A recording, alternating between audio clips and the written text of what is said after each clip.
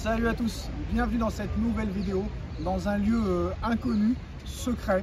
Voilà, on a retrouvé Nono en train de faire un petit peu de sport derrière pour se muscler un petit peu, hein, très clairement. Salut Nono. Salut Sacha. Dans cette séance de sport, maintenant on va parler sport, on va parler football. Alors, de quoi parler Nono? Vu que maintenant on va attendre le match contre Clermont, on en a déjà parlé. Le match contre Newcastle, on en a déjà parlé. Élimination de Manchester City. Toutes les équipes d'Europe un petit peu qui galèrent. On va parler de Ligue des Champions, Nono. On est au mois de septembre, d'accord. La vérité de septembre n'est pas celle du mois de mars, du mois d'avril, du mois de mai. Mais quand tu vois City éliminé, quand tu vois le Barça, le Real, Paris, le Bayern, toutes ces grosses équipes galérer, est-ce qu'il y a vraiment un favori en Ligue des Champions cette année? Cette année, tout est ouvert. Hein. Parlez plus fort. Cette année, tout est ouvert. Hein. Tout le monde peut gagner. Donc, c'est ouvert et c'est là peut-être que c'est peut-être l'année de Paris. Alors, c'est l'année de Paris. Bon, faut parler un peu plus fort, Nono. Hein. L'année de Paris, ça fait depuis qu'ils sont nés que c'est l'année de Paris. Donc, je ne sais pas si c'est l'année de Paris. C'est une nouvelle équipe. Moi, j'avais donné mon pronostic. Hein. J'avais donné un Arsenal Paris Saint-Germain en finale de Ligue des Champions. Toi, honnêtement, quand tu vois un petit peu le premier mois ou les 2 premiers mois de compétition, qui ressort favori de ta tête? Le premier favori c'est City, Real valeur sûre, Barcelone dangereux, mais je vois que toutes les planètes sont alignées. Je vois bien Paris cette année, pourquoi pas, Paris l'a gagné cette année. Après le problème c'est qu'on ne peut pas savoir quel blessé il y aura ou il n'y aura pas, quel suspendu il y aura ou il n'y aura pas, donc c'est très compliqué. Moi, je pense qu'il peut se passer aussi de grosses surprises. Par exemple, une équipe comme Arsenal peut aller au bout. Une équipe comme le Red Bull Leipzig peut faire quelque chose de pas mal, avec un bon effectif qui a essayé aussi remodeler. Donc je pense qu'on peut peut-être avoir une Ligue des Champions, Nono, comme on n'en a jamais vu. Et peut-être voir une Ligue des Champions, une finale de Ligue des Champions inédite, qu'on n'a pas vu depuis des années. Comme je te l'ai dit, tout est ouvert. Hein. Ça va être une année surprise. Mais il y a quand même un gros favori pour moi, c'est City. Et après, je vois bien le PSG, moi, cette année. Je sais pas pourquoi, je le sens. Alors bon, maintenant, sentir n'est pas réellement la vraie solution. 2 mois de compétition, on ne sait pas si ça peut suffire pour juger quelqu'un. Il y aura un mercato d'hiver, mais bon, je pense pas qu'il y aura les équipes qui vont se renforcer en Ligue des Champions. Moi, honnêtement, Nono, il faudra attendre la poule d'abord pour voir quelque chose. Mais moi, j'ai un pronostic, que ce soit Arsenal, Paris Saint-Germain. Bon, le Bayern n'est pas impressionnant. Voilà, le Bayern ne me fait pas peur. Le Real ne me fait pas peur. Le Barça me fait pas peur. En fait, il n'y a personne qui me fait peur. Honnêtement, toi, il y a une équipe qui te fait peur? Moi, à part City, tout est jouable. Hein. Pour moi, le plus dangereux, c'est City. Mais à part City, tu vois bien que tout le monde galère. Tous les gros clubs, Real, etc., ils gagnent à la 93, à la 95e minute. Donc, tu vois que tous les matchs sont ouverts finalement. Et bon, et c'est pour ça que je te dis que Paris a une grande chance cette année. Alors il y en a qui disent cette année c'est une Ligue des Champions sans CR7, sans Messi, sans Neymar, sans Sergio Ramos, sans toutes les stars, Sadio Mané qui sont partis en Arabie Saoudite, Chelsea qui ne participe pas à la Ligue des Champions, Liverpool qui ne participe pas à la Ligue des Champions, la Juve qui ne participe pas à la Ligue des Champions. Alors tout ça, plus les stars qui sont partis en Arabie Saoudite, il y en a qui disent que cette Ligue des Champions, c'est de la daube, celui qui la gagnera, ce ne sera pas une vraie Ligue des Champions. Qu'est-ce que tu réponds à ces détracteurs-là? C'est des conneries, c'est des conneries. Les clubs qui n'ont pas réussi à se qualifier, tant pis pour eux. Messi, Ronaldo, etc., Sané et compagnie, Mané, et compagnie, ils sont en fin de carrière, il fallait bien que ça s'arrête un jour. Voilà, place à la nouvelle génération. Attends, il y a des joueurs qui ont 30 ans qui sont partis en Arabie Saoudite. Oui, 27 ans, 28 mais ans. c'est des joueurs polyvalents, on va dire. Mais les grandes stars, ils ont plus de 30 ans, ils ont 37 et 38 ans. Donc, renouvellement de joueurs, renouvellement de stars, et puis point final, pardon.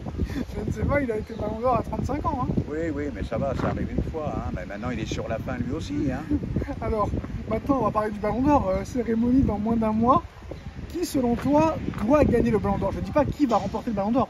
Selon toi, qui doit remporter le Ballon d'Or? Qui le mérite? Alors là, je m'énervais, me saoulez pas. Hein. Léo a gagné la Coupe du Monde. Léo mérite le Ballon d'Or. Et point final, on vient de pas me clasher. Hein. Ouais, mais c'est sur un mois de compétition. Oui, mais il t'a montré que sur un mois, c'était le plus grand. Point final. Alors, Haaland, qui a tout gagné, ne mérite pas de l'avoir.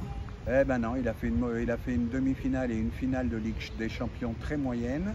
Bon, très performant en première ligue, mais s'il avait fait une belle finale, une belle demi-finale, là il y aurait eu bataille. Mais là il n'y a plus bataille du tout. Meilleur buteur de l'histoire de la première ligue sur une seule saison quand même. Oui, d'accord, mais ça suffira pas. Vainqueur de la Coupe de la Ligue anglaise quand même. Ça ne suffira pas. Vainqueur de la Cup anglaise quand même. Ça ne suffira pas. Vainqueur de la Ligue des Champions quand même. Oh, tu m'as gavé, Sacha. Vainqueur de la Ligue des Champions. Oui, vainqueur de la Ligue des Champions, mais inexistant pendant le match. Vainqueur de la Super Coupe d'Europe. Bon, Sacha, pour moi, ça suffit pas. L'ère de la campagne ne te réussit pas. Alors donc, je dis Léo, point final. Bon, honnêtement, moi je sais que c'est Messi qui va l'avoir.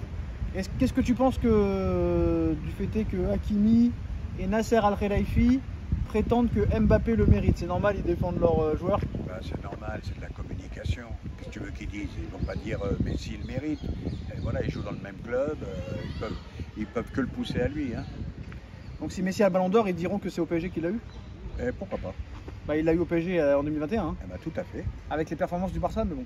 Bref, moi je pense que mon classement ce sera bon. Bah, je pense que le Ballon d'Or sera Messi premier, Haaland deuxième, Mbappé troisième. Je suis tout à fait d'accord avec toi. Donc il y aura quand même 2 joueurs du PSG dans les 3, vu que Messi a fait les 6 premiers mois au PSG et qu'en plus de ça, il a gagné la Coupe du Monde en étant au PSG. Et on est d'accord, on aura 2 sur 3 qui ont joué au PSG et puis voilà, le PSG sera récompensé à cette cérémonie. Voilà, sûrement que Neymar sera après. Ah bah non, Neymar n'est pas nominé pour la 3e fois d'affilée. Le plus grand joueur de l'histoire du football pour certains, Nono. Ouais, oui. Neymar Junior, meilleur joueur de l'histoire du football, Nono, il y en a qui disent. Eh ben, il a totalement disparu des radars. Lui qui devait en gagner 2 ou 3, bah, adieu, salut Neymar. Salut Neymar. Bon, quoi qu'il en soit, maintenant, les compteurs vont être remis à 0, Nono. Maintenant que cet été, il y a un Euro, il n'y a pas de Coupe du Monde. Il y a un Euro, il y a une Ligue des Champions. Est-ce que c'est l'année ou jamais pour la saison 2023-2024 pour Mbappé de la gagner? Ça va jouer entre Mbappé et Haaland pour la saison 2023-2024? Ah bah s'il ne le gagne pas là, ça sera dangereux pour lui qui voulait marquer l'histoire. Attention que ce ne soit pas Haaland qui la marque l'histoire. Non mais là les compteurs sont remis à 0, on va dire à partir du mois d'août là. Donc ce sera Haaland versus Mbappé, ça va jouer entre les deux. Eh ben oui, mais il faudra qu'il fasse un très bel Euro et qu'il soit au moins dans le dernier carré en Ligue des Champions. Alors entre 2008 et 2023, hein, ça a été Messi, CR7, CR7, Messi, CR7, CR7, CR7. Est-ce que là pendant les 8-9 prochaines années, ce sera Mbappé, Haaland, Mbappé, Haaland, Mbappé, Mbappé, Haaland? Eh ben c'est la nouvelle décennie, tu vas avoir Haaland, Mbappé pendant un bout de temps. Comme Messi, Ronaldo. Et tout à fait. Donc voilà. Bon, voilà un petit peu pour la vidéo du jour. Maintenant, place au championnat qui va reprendre.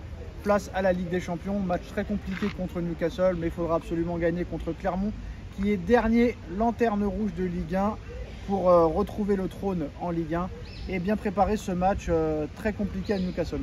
Eh oui, tout à fait d'accord avec toi. Newcastle qui pour moi peut être la grosse équipe de cette poule, parce que c'est vrai que peut-être qu'on a un peu surévalué le Borussia de Milan AC, non? Là, ça va être le match référence, tout simplement. Donc voilà, bon, rendez-vous samedi soir 21h, ou samedi 17h, pardon. Mercredi 21h contre Newcastle à St James Park. Dites-moi en commentaire ce que vous avez pensé de la vidéo. On like, on partage, on commente, on s'abonne et on se retrouve très vite pour une nouvelle vidéo. Tchuss Nono, tchuss à tous. Tchuss.